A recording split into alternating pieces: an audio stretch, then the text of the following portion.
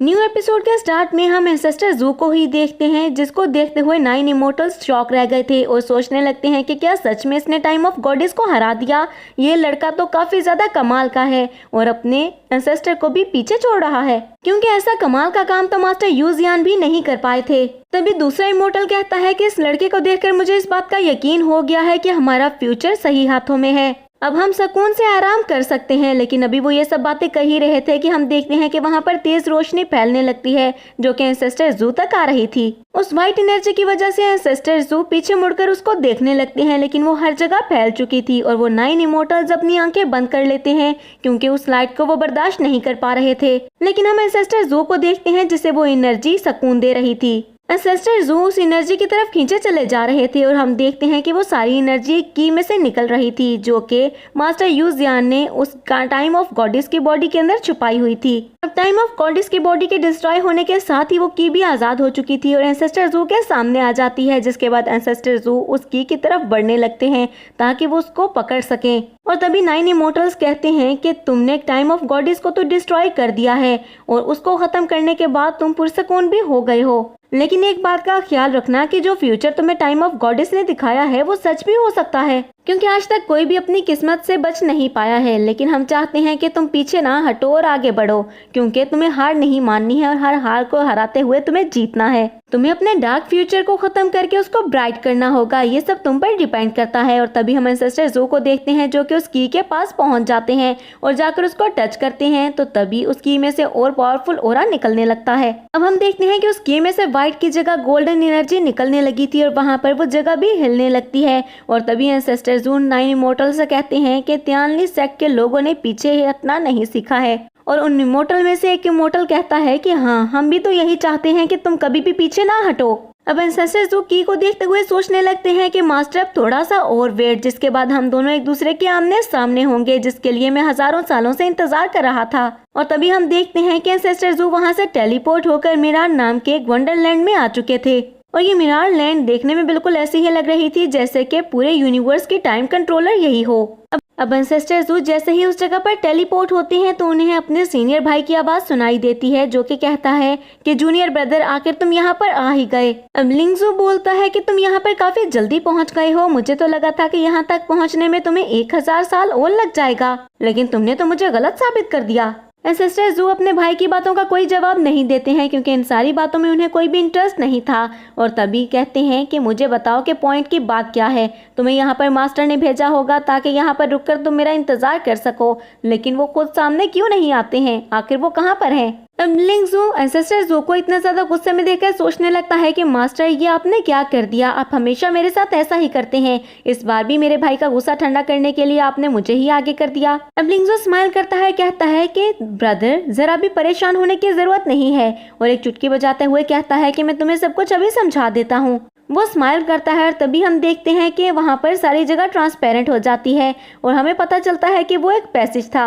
और इसके साथ ही हमें ये भी पता चलता है कि मिरान लैंड कोई आम जगह नहीं है, बल्कि यहाँ से किसी भी यूनिवर्स में आसानी से जाया जा सकता था। अब लिंगजू कहता है कि तुम यहाँ पर बहुत ही मुश्किल से पहुँचे हो अपने वर्ड को छोड़कर, लेकिन अपना वर्ड यूनिवर्स के सामने कुछ भी नहीं है। जिसके बाद वो अपने इन्फिनाइट वर्ड और यूनिवर्स उसको दिखाता है। जिसके बाद लिंगजू कहता है कि अब तक तो तुम्हें यही लगता होगा कि हमारा अपर रियलम ही सब कुछ है, लेकिन हमारा अपर रियलम इन सब के सामने कुछ भी नहीं है। और अब तुम ये भी सोच रहे होगे कि आखिर अगर ये यूनिवर्स और ये वर्ल्ड इतना ज्यादा बड़ा है तो हमें इसके बारे में पता क्यों नहीं चला। वो इसलिए क्योंकि हमारे स्मॉल वर्ल्ड के आसपास एक बैरियर लगा हुआ था और हर वर्ल्ड के आसपास ऐसा बैरियर लगा होता है, और ये सारे बैरियर्स एंसेस्टर जू ने ही इस यूनिवर्स में बनाए थे और ये सब उन्होंने तुम्हारे लिए ही किया था। और ये बात सुनकर एंसेस्टर जू कहता है कि इसीलिए ही अब तक मुझे मास्टर नहीं मिल सके हैं, क्योंकि वो किसी और यूनिवर्स में है। जिसके बाद एंसेस्टर जू कहते हैं कि कोई बात नहीं, अब मुझे परेशान होने की जरूरत नहीं है, इस की का यूज करते हुए मैं मास्टर तक पहुंच सकता हूँ। तभी लिंगजू आगे बढ़ता है और एंसेस्टर जू का हाथ पकड़ते हुए कहता है कि ऐसी बेवकूफ़ी बिल्कुल मत करना, क्योंकि हमारा स्मॉल वर्ल्ड यूनिवर्स के सामने कुछ भी नहीं है, और अगर तुम इस की का यूज करोगे तो हमारा स्मॉल वर्ल्ड यूनिवर्स के सामने आ जाएगा। और यहाँ के कल्टीवेटर्स हमारे स्मॉल वर्ल्ड के कल्टीवेटर्स के सामने बहुत ज्यादा पावरफुल हैं। उस वर्ल्ड के बारे में पता चलते ही वो सारे कल्टीवेटर्स उस पर कब्जा भी कर सकते हैं। और मास्टर यूजियान ने तो वो वर्ल्ड तुम्हारे लिए ही बनाया था, वो सारी दुनिया तुम्हारी है, तुम चाहो तो वहाँ पर रह सकते हो। अब लिंगजू की बात सुनते हुए एंसेस्टर जू कहते हैं कि तुमने जो कहना था कह दिया है या फिर और भी कुछ बाकी है। और तभी लिंगजू कहता है कि नहीं, मुझे और कुछ नहीं कहना है, अब सारा फैसला तुम्हारे ऊपर डिपेंड करता है। और तभी एंसेस्टर जू उनकी की पावर्स को एक्टिवेट कर देते हैं और हम देखते हैं कि की में से बहुत सारी डिवाइन एनर्जी निकलकर ऊपर आसमान की तरफ जाने लगती है। हम देखते हैं कि वहाँ पर एक पोर्टल ओपन हो जाता है जिसका यूज करते हुए एंसेस्टर जू कहीं भी यूनिवर्स में जा सकते थे। और जैसे ही लिंगजू एंसेस्टर जू को इसके बारे में बताता है तो एंसेस्टर जू अपनी डिवाइन पावर्स का यूज करते हुए उसके ऊपर एक टेलीपोर्टेशन ट्रांसफॉर्मेशन बना देते हैं। हम देखते हैं कि उस पोर्टल में से एंसेस्टर जू के सारे डिसाइपल्स बाहर आने लगते हैं, लेकिन उनको ये समझ नहीं आ रहा था कि आखिर वो यहाँ तक कैसे पहुँचे हैं और ये सब कुछ क्या हो रहा है।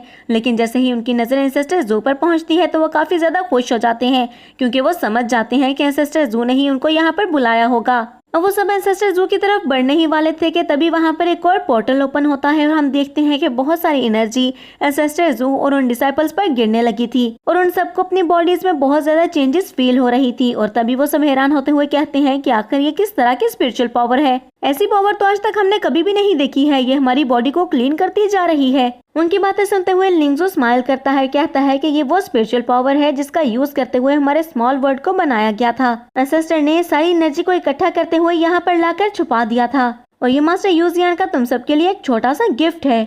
एंसेस्टर जू तुम सबको पावरफुल बनाना चाहते थे, क्योंकि बिना इन पावर्स के अगर तुम आउटसाइड वर्ल्ड में जाते तो तुम एक पल भी वहां पर नहीं टिक पाते और आउटसाइड वर्ल्ड के कल्टीवेटर्स तुम्हें एक पल में ही मार देते। हम देखते हैं कि सबसे ज्यादा एनर्जी तो एंसेस्टर जू की बॉडी में ही जा रही थी और तभी जैसे ही उनकी बॉडी में काफी ज्यादा एनर्जी जाती है तो धीरे धीरे वो ऊपर हवा में उठने लगते हैं। लेकिन वो ये बात जानते थे कि उनके डिसाइपल्स ज्यादा देर तक इस एनर्जी को बर्दाश्त नहीं कर पाएंगे, इसीलिए वो कुछ पिल्स निकाल कर अपने डिसाइपल्स को खिला देते हैं। उन पिल्स को खाते ही वो अपने उस पावर को रिफाइन करने में कामयाब हो जाते हैं और वो पावर रिफाइन होते हुए उनकी बॉडी में चली जाती है। वो कुछ ही देर में ब्रेक थ्रू भी कर जाते हैं, जिस पर वो बहुत ज्यादा हैरान होते हैं, क्योंकि अभी जब वो अपर रियलम में आए थे तो तभी उन्होंने ब्रेक थ्रू किया था और इतनी जल्दी वो दोबारा से ब्रेक थ्रू कैसे कर सकते थे। और अपनी पावर्स को देखते हुए तो वो वाकई हैरान रह जाते हैं। उन सब की बॉडी से बहुत ज्यादा एनर्जी निकलने लगती है और हर तरफ व्हाइट रोशनी फैल जाती है और वो सब बहुत ही ज्यादा खुश थे और कहते हैं कि हमारी एनर्जी तो बहुत ज्यादा इंक्रीज हो चुकी है। वो सब अपने ब्रेक थ्रू के बारे में एक दूसरे को बता रहे थे और खुश हो रहे थे। तभी उनकी नजर एंसेस्टर जू पर पड़ती है, जो कि अभी तक अपने ब्रेक थ्रू कर रहे थे और एंसेस्टर जू के हर तरफ एक टॉर्नेडो बन चुका था, जिसे देखकर सारे डिसाइपल्स काफी ज्यादा हैरान हो जाते हैं। तभी हम लिंगजू की बात सुनते हैं, जो कि कहती है कि हम सब तो सुप्रीम अपर रियलम में ब्रेक थ्रू कर चुके हैं, तो इसका मतलब ये है कि एंसेस्टर जू भी अपने लिमिट्स को क्रॉस करते हुए फाउंडेशन बिल्डिंग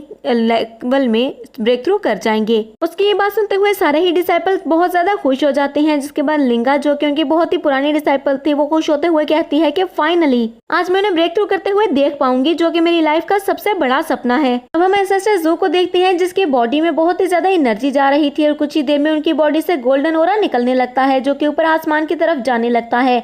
और तभी लिंगजू उसको रोकते हुए कहता है कि रुक जाओ, ऐसा मत करो, अगर तुमने ऐसा किया तो यहाँ पर सभी लोगों को तुम्हारी लोकेशन के बारे में पता चल जाएगा। लेकिन अब बहुत देर हो चुकी थी और हम देखते हैं कि एंसेस्टर जू का ऑरा वहाँ के बैरियर को तोड़ता हुआ ऊपर आसमान में जाने लगता है और वो जहाँ जहाँ से गुजर रहा था वो सारी जगह ठीक हो रही थी और पूरा यूनिवर्स उस ऑरा को देख सकता था।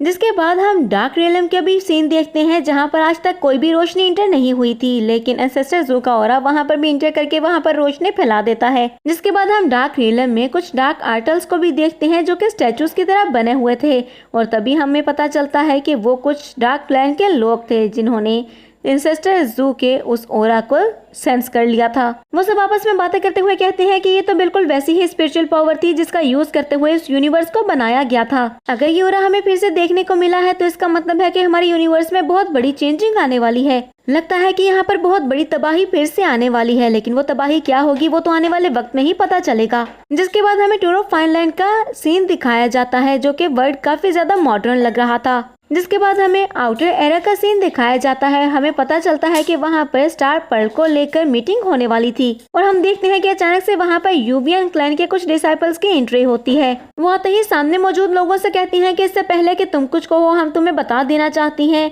कि ये स्टार पर्ल हमारी क्लैन से ही बिलोंग करता है, इसीलिए हम किसी सूरत उसे वापस नहीं करने वाले हैं। और उसकी बात सुनकर इमोर्टल क्लैन के कुछ लोग कहते हैं कि तुम हमें जानती नहीं हो, अगर वो पल तुमने मुझे वापस नहीं किया तो तुम जानती नहीं हो तुम्हारे साथ क्या होगा और हम क्या कर सकते हैं। तुम्हें वो पल हमें देना ही होगा। इतने में हम देखते हैं कि मेंशन का ओनर बाहर आता है और गुस्से से कहता है कि तुम लोग अगर यहाँ पर खाली हाथ आए हो तो दफा हो जाओ यहाँ से।